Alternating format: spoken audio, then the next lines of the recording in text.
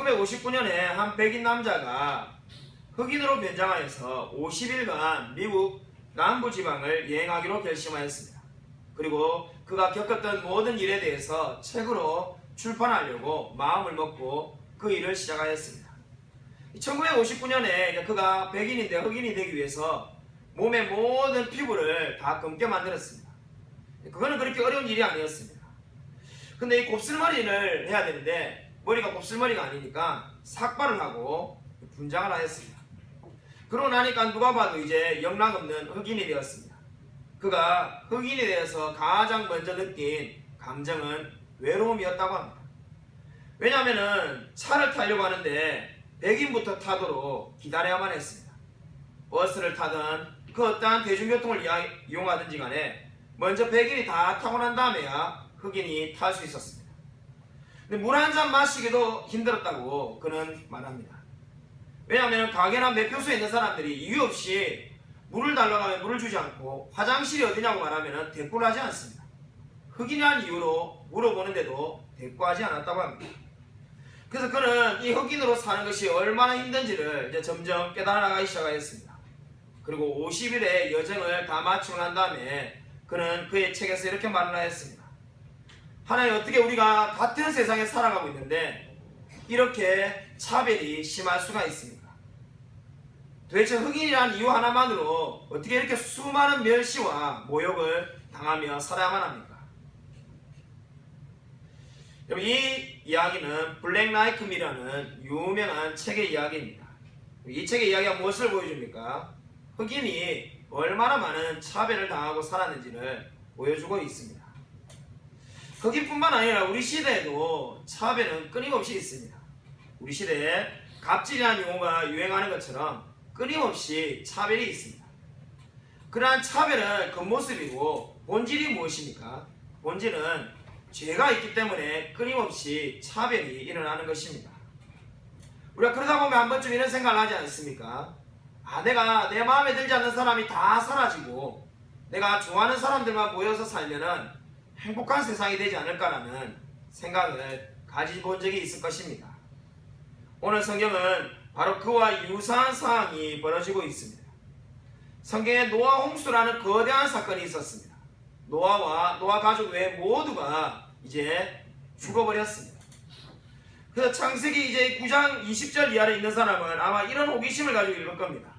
그 제약에 물들어 있던 수많은 사람들이 다 죽고 없어졌는데 이제 경건한 노아만 산다면은, 노아와 그의 가족만 산다면은 이제 얼마나 아름다운 세상이 될 건가라는 생각을 가지고 성경을 읽게 될 것입니다. 오늘 성경을 보십시오. 창세기 9장 20절을 보시면은 노아가 농사를 시작하여 포도나무를 심었다 이렇게 말을 하고 있습니다. 우리가 성경을 읽다 보면 아마 이 구절을 유심히 읽을 사람은 아마 거의 없을 것입니다. 노아가 농사를 지었는데 포도나무를 심든 사과나무를 심든 그게 뭐가 중요한가 생각하며 아마 그냥 지나갈 경우가 많이 있을 것입니다. 근데 오늘 이 농사를 시작했다는 말은 농사꾼임을 나타내고 있는 것이 아닙니다. 오늘 성경의 원어의 뜻은 땅의 지배자임을 나타내고 있습니다. 한마디로 말해서 지금 노아는 땅을 다스리는 사람입니다. 땅을 다스린다니까 여러분 누군가 떠오르지 않습니까? 아담과 비슷한 느낌이 아마 들 겁니다. 네, 아담을 우리가 떠올릴 수밖에 없는 결정적인 근거가 있는데 포도나무를 심었다라는 심었다라는 동사에 주목해 보십시오. 여러분, 그 심었다는 단어가 창세기 2장 8절에 나오는 단어와 똑같은 표현입니다. 몇 장만 뒤로 넘어가면 되니까 창세기 2장 8절 한번 찾아서 읽도록 하겠습니다. 창세기 2장 8절입니다.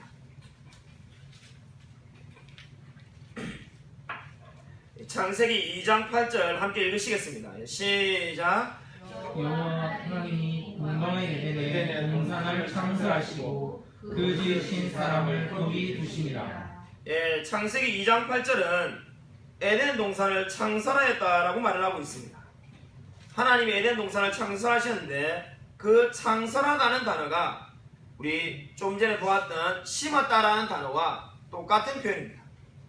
그러니까 지금 노아가 포도나무를 심었다라고 성경이 굳이 기록하는 이유가 어디 있습니까? 지금 제2의 아담으로 제2의 에덴 동산이 사실상 시작하고 있습니다. 에덴 동산을 창설했다는 단어와 똑같은 표현을 성경이 의도적으로 표현하고 있습니다. 바로 그러므로 지금 이 성경의 노아는 제2의 아담이 되는 겁니다. 새로운 아담, 다시 말해서 홍수로 인해 이제 모든 사람은 죽고 하나님이 사랑하시는 경건한 노아가 새롭게 인류를 시작하고 있습니다. 아담 이후에 모든 사람이 죄로 인하여 실패하였습니다. 이제 노아는 과연 성공할 것인가? 우리가 그러한 궁금증을 가지고 성경을 읽어보게 됩니다. 이제 새로운 세상이 되었는데 새로운 세상에서 첫 번째 지금 성경이 기록한 것은 22절을 보시면은 바로 노아가 포도주를 마시고 벌거벗었다라고 말을 하고 있습니다.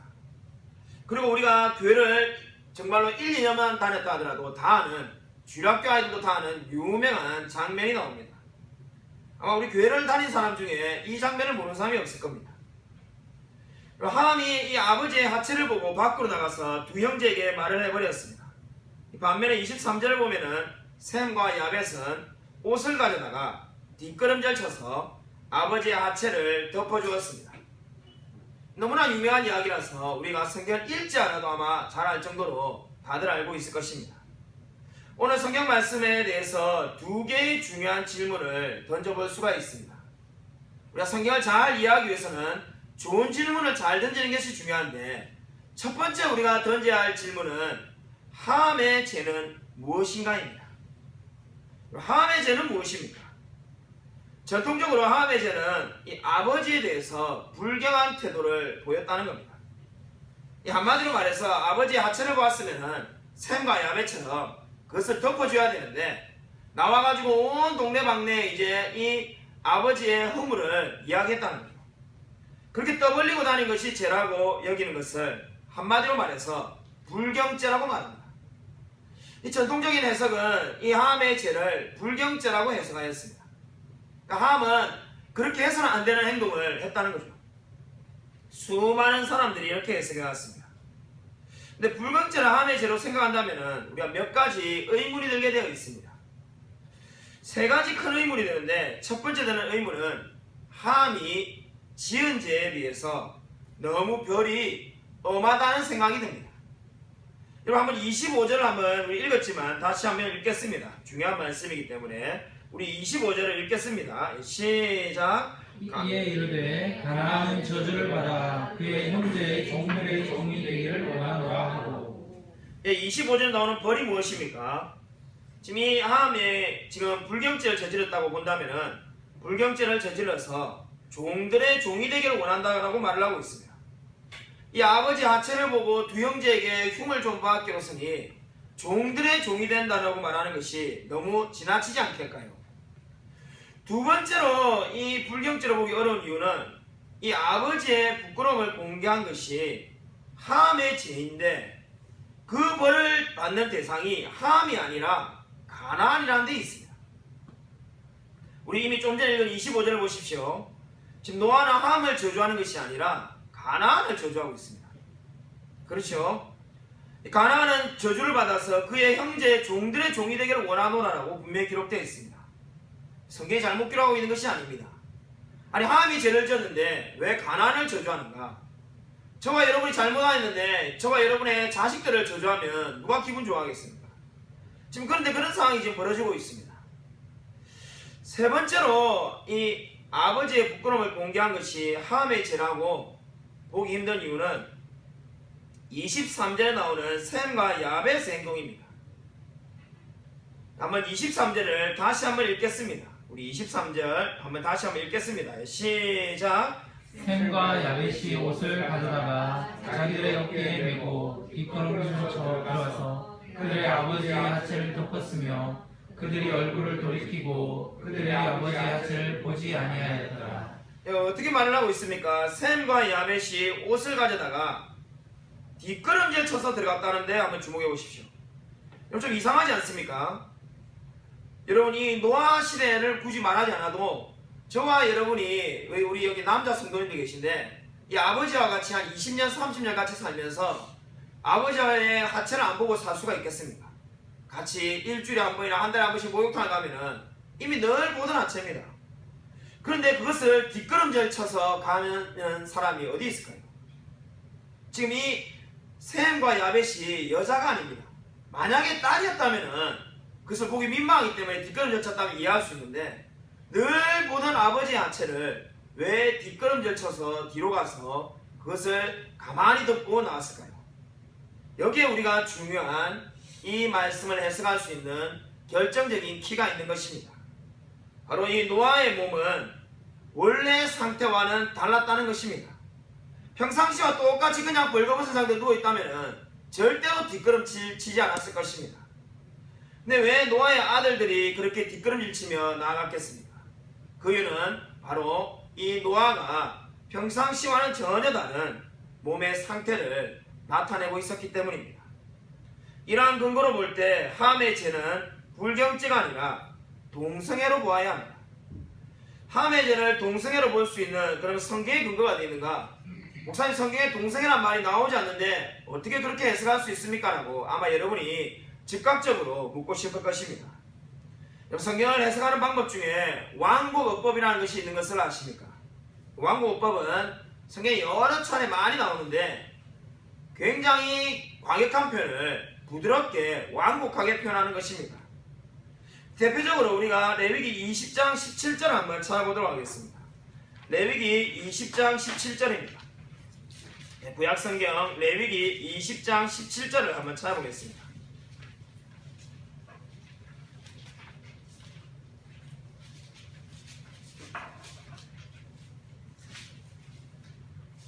레위기 20장 17절을 한번 찾아서 읽도록 하겠습니다. 구약성경 177면입니다.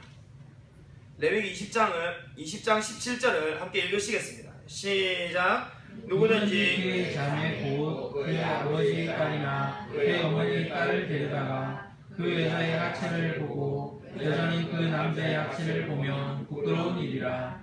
그들의 민족 앞에서 그들이 끊어질지니 그가 자기의 자매의 하체를 봉하였은즉 그가 그의 죄를 담당하리라. 예, 오늘 이 지금 레위기 20장 17절을 보면은 여자의 하체를 보면은 그 민족에서 끊어진다고 되어 있습니다.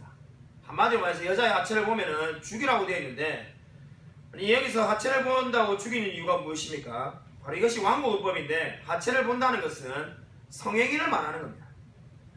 성경을 보시면은 이런 왕국어법이 너무나 많이 등장합니다. 성행위를 나타내는 말을 그대로 말하지 않고 보다는 말로 사용할 때가 많이 있습니다. 마찬가지로 지금 이 셈과 야벳은 무엇을 본 겁니까? 바로 지금 노아의 모습을 봤는데, 창세기 9장에도 역시 지금 보다는 말을 표현하고 있습니다. 여기서 결국 이 보았다는 것은 그냥 보았던 것이 아니라 바로 함의 성행위를 뜻하는 것입니다. 그렇기 때문에 이 지금 성행위에 한 흔적이 있기 때문에 셈과 야벳이 그것을 덮어주고 뒷걸음질 치며 아주 정중하게 나온 것입니다. 아버지의 허물을 보지 않기 위해서 이렇게 나온 것입니다. 그렇기 때문에 오늘 이 함의 죄는 불경죄가 아니라 동성애로 보는 것이 옳은 것입니다. 두 번째로 오늘 이 성경 말씀에서 우리가 던져야 될 질문은 왜 함이 아니라 가나안이 저주를 받아야 하느냐입니다. 오늘 말씀에서 중요한 두 번째 질문은 함이 아니라 가나안이 저주를 받느냐는 겁니다. 창세기 9장 25절부터 27절을 우리가 읽었는데, 우리가 동성애로 보든 불경죄로 보든 우리가 피할 수 없는 문제가 바로 이 함이 죄를 지었는데 왜 하나님은 가나안에게 저주를 하냐는 겁니다. 아니 도대체 하나님은 그러면 내가 잘못하면 우리 아들에게 저주를 할 것인가? 그러한 것이 아닙니다. 도대체 이것을 어떻게 해석해야 되는가? 성경 말씀을 보다 보면은 25절부터 27절에 놀랍게도 종들의 종이라는 말이 무려 3번에 걸쳐서 나오고 있습니다. 한 번도 아니고 가장 낮은 노예로 될 것이라는 말을 종들의 종이라는 표현으로 3번에 걸쳐서 말을 하고 있습니다. 이 어떤 학자들은 이렇게 말을 합니다. 노아가 함이 아닌 가나안에게 저주한 이유는 화가 나서 너도 자식을 낳아보면은 그렇게 비참하게 될 거라는 겁니다. 마치 우리가 자식들을 키우다 보면 이런 경우 있죠. 속을 썩이고 말 안 들으니까 너도 자식 낳아봐라. 너도 똑같은 경우 겪을 거다. 이렇게 말을 하는 것을 지금 하고 있다는 겁니다. 그렇게 생각하면 참 이렇게 마음에 동질감 많이 느껴지는데 성경은 성경으로 풀었다는 생각은 하나도 들지 않습니다. 여러분, 왜 하나님이 함이 죄를 지었는데 가나안을 저주하는 것일까요? 이 가나안을 저주하는 것은 그가 짓게 될 죄에 대한 예언을 노아가 하고 있는 것입니다. 가나안의 죄를 노아가 지금 미리 내다보고 그것을 경고하고 있습니다. 다시 말해서 이 사건은 노아의 가정에서 함이 죄였지만은 하나님께서 노아의 입을 통해서 가나안에 대해서 경고하고 있는 겁니다. 가나안, 너가 지금은 괜찮은 사람처럼 살아가고 있지만은 너의 마음 가운데에 똑같은 죄를 짓고자 하는 마음이 있는 줄 알고 있다. 그래서 하나님이 이 사건을 통하여 가나안에게 경고하고 있는 것입니다. 가나안 이름의 뜻이 무엇인지 아십니까? 비굴하게 굴복하다는 겁니다. 비굴하게 굴복하다. 여러분, 어디에다가 비굴하게 굴복한다는 겁니까? 죄에 대해서 비굴하게 굴복한다는 겁니다. 바로 그러한 죄에 대해서 비굴하게 굴복하는 이름의 뜻을 가지고 있는 가나안에게 경고하고 있습니다. 창세기 10장 19절을 한번 찾아보시겠습니다. 여러분, 바로 뒷장에 보시면 창세기 10장 19절을 한번 읽어보겠습니다. 창세기 10장 19절입니다. 시작. 가나안의 경계는 시돈에서부터 베라를 지나 가사까지와 소돔과 고모라와 아드마와 스보임을 지나 나사까지였더라. 가나안의 경계가 어디에 포함되어 있습니까? 가나안의 경계는 시돈에서부터 그라를 지나서 소돔과 고모라가 포함되어 있습니다. 소돔과 고모라면 여러분 먼저 뭐가 떠오르십니까? 동성애가 떠오르지 않습니까? 소돔과 고모라에서 제일 유명했던 것이 동성애입니다. 근데 이 지금 창세기 19장에서 소돔이 얼마나 동성애가 물든 곳인지를 잘 보여줍니다. 근데 좀 전에 함의 죄가 제가 동성애라고 제가 풀었습니다. 그러면은 이 소돔과 고모라가 함의 자손인 가나안에 지금 속한다라고 10장 19절에 분명히 밝히고 있습니다. 그러면 우리가 어떻게 되겠습니까? 함의 동성애의 죄는 가나안에게 들어가고 그 가나안의 죄가 지금 계속해서 지금 후손들에게 물려주고 있음을 성경이 보여주고 있습니다. 소돔과 고모라는 아마 함의 죄보다 더 심하면 심하지 덜하지 않은 그러한 동성애 죄를 지었습니다. 그러므로 지금 하나님께서 노아를 통해서 가나안에게 저주하시는 이유는 바로 그 죄를 미리 내다보고 그 죄를 이기면서 하나님께 나오라는 겁니다. 그러면 이 가나안에게 행한 저주는 사실상 저주라기보다는 하나님이 그 가나안을 사랑하는 마음에서 그들을 지키기 위해서 붙들고 있는 말씀인 것입니다. 여러분, 정말로 이 말씀을 믿고 있습니까? 혹시 교회를 오래 다니신 분이라면은 이 백인의 조상은 셈이고, 우리 밖에 이게 복도에 계신 분인데 좀 문을 열어서 들어오시라고 하십니다. 예. 네, 혹시 백인의 조상은 셈이고 흑인의 조상이 함이라는 말을 들어본 적이 있습니까? 우리 역사상 제가 모태신앙이었는데 얼마나 그런 설교를 많이 들었는지 모릅니다. 이 백인의 조상이 셈이고 흑인의 조상이 함이라는 말을 얼마나 많이 들었든지 그냥 외우다시피 늘 그렇게 살았습니다.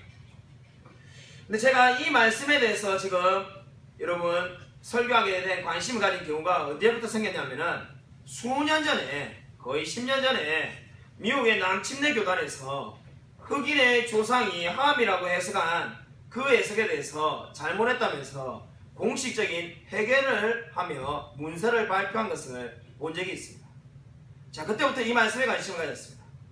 제가 모태신앙인데 어릴 때부터 40년을 그렇게 설교를 들었는데 어느 날 남침내교에서 자신들이 조상들이, 물론 자기들이 한 설교는 아니지만 무려 200년간 흑인의 조상이 함이라고 말하면서 늘 정지한 것에 대해서 대신 회개한다고 고백하였습니다.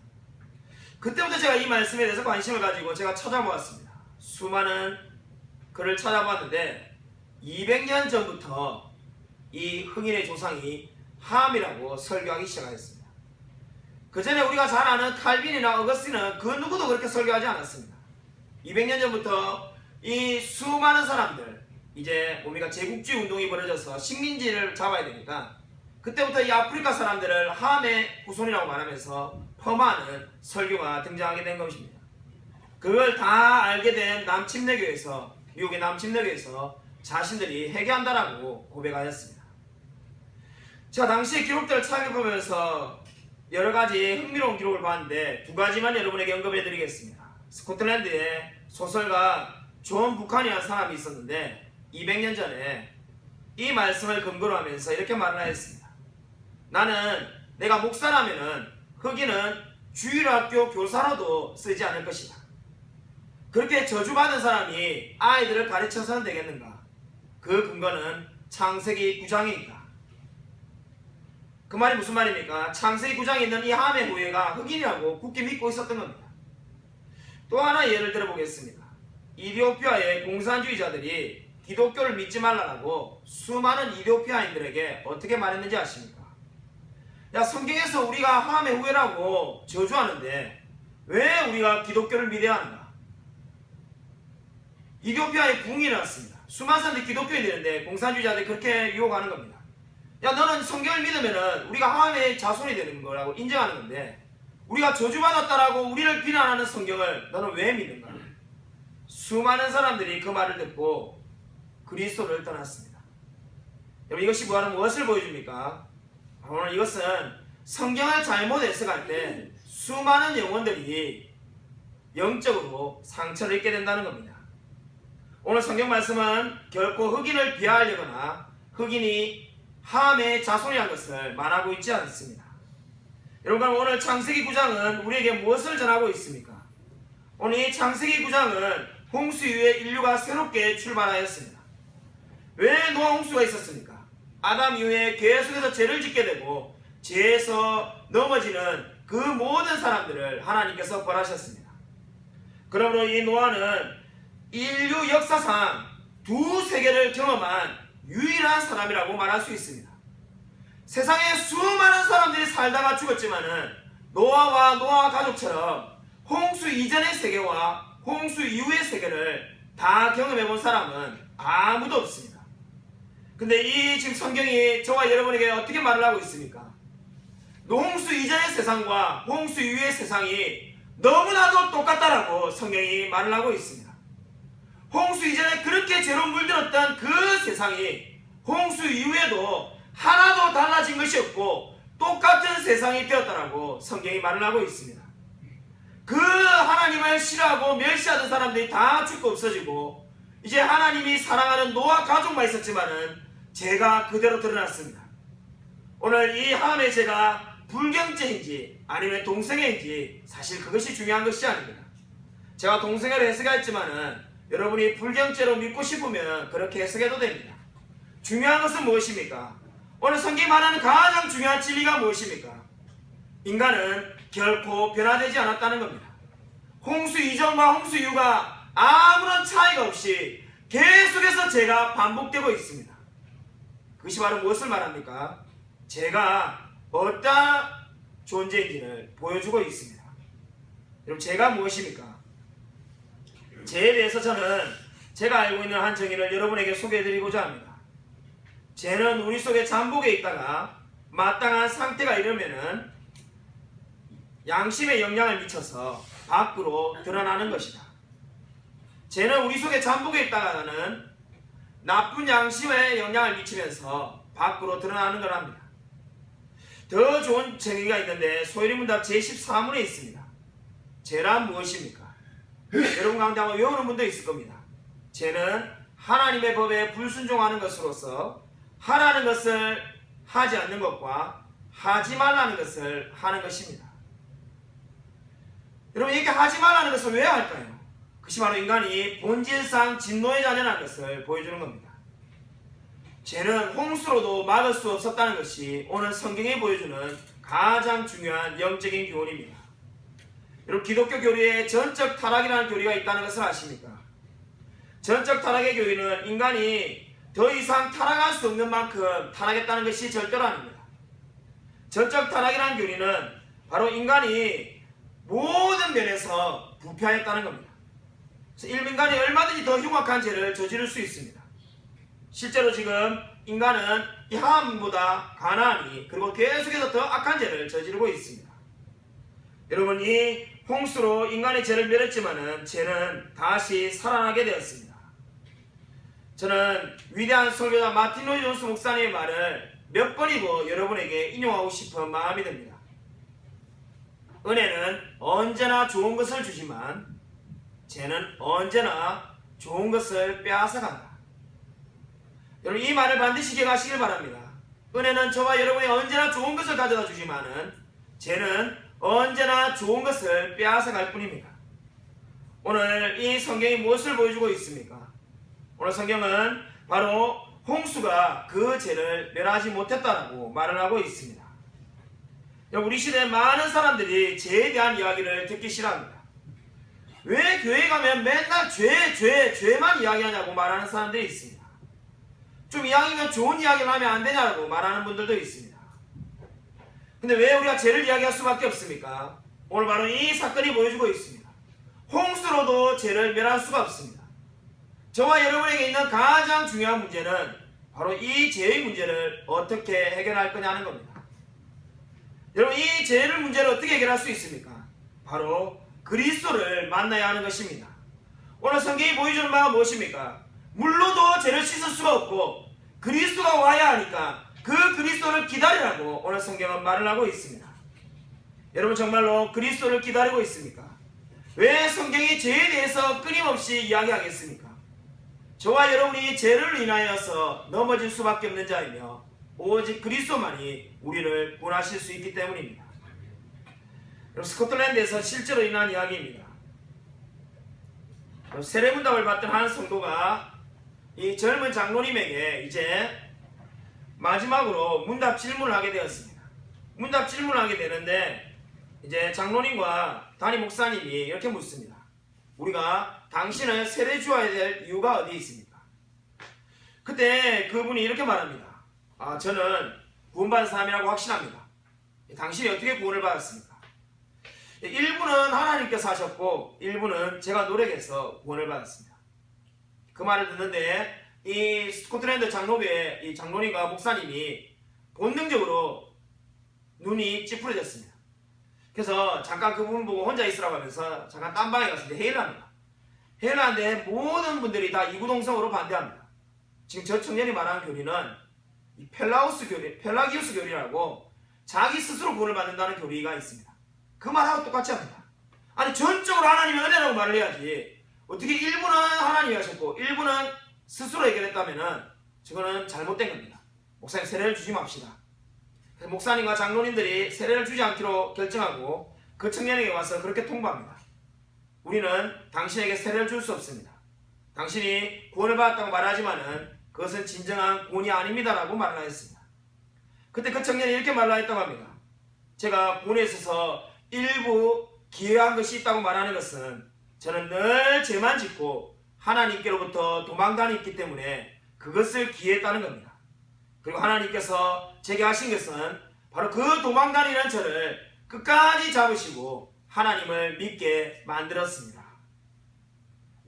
결국 무슨 말입니까? 일부 자기가 한 것이 있다 할 때 자기의 의로 구원을 받았다는 건 줄 알았는데 자기가 한 것은 죄짓고 도망다닌 것밖에 없다는 그 말에 장로님과 목사님이 다 감동하였습니다. 그리고 그 청년은 세례를 받게 되었습니다. 여러분 이 이야기가 무엇을 보여줍니까? 진정으로 자신이 죄인이라는 것을 안다면은 우리가 한 것이라고는 끝까지 도망다닌 것밖에 없다라고 고백할 수밖에 없습니다. 여러분 정말로 하나님을 만난 자입니까? 여러분 자신이 얼마나 비참한 죄인인지를 알고 있습니까? 여러분 죄인에 대한 이야기 중에 가장 감동적인 이야기는 바로 어거스틴의 참회록에 있습니다. 세계 3대 참회록이라는 어거스틴의 참회록을 읽어보면은 어거스틴은 원래 마니교라는 이단을 믿는 사람이었습니다. 이 마니교를 믿는 이 어거스틴은 어머니가 아무리 예수를 믿으라고 해도 믿지 않았습니다. 그리고 어거스틴은 여자에 미쳐가지고 살았습니다. 아무리 그 어머니 모니카가 열심히 기도해본들 어거스틴은 돌아오지 않았습니다. 어느 날 이탈리아 밀라노에서 어거스틴이 의자에 몸을 기대면서 낮잠을 자고 있을 때 갑자기 아이들의 노래소리가 들립니다. 집어 들어 읽어라. 집어 들어 읽어라. 그 노래소리에 잠을 깬 어거스틴이 주위를 보면서 이렇게 생각합니다. 아니 아이들이 주위에 아무도 보이지 않는데 아이들의 노래소리가 계속 들립니다. 집어 들어 읽어라. 아니 무슨 노래가 이런 노래가 다 있는가? 집어들어 읽어라 이런 노래가 세상에 다 있는가? 근데 뭘 집어들어 읽으라는 건가? 그래서 가만히 주위를 돌아보니까 자기 의자 밑에 성경책이 한 권 놓여 있었습니다. 그 성경책을 들어 읽고는 어거스틴이 성경을 한번 펼쳐보았습니다. 그때 로마서 13장에 너희는 모든 정욕을 버리고 하나님의 영광을 위해 살아가는 그 말씀을 읽게 됩니다.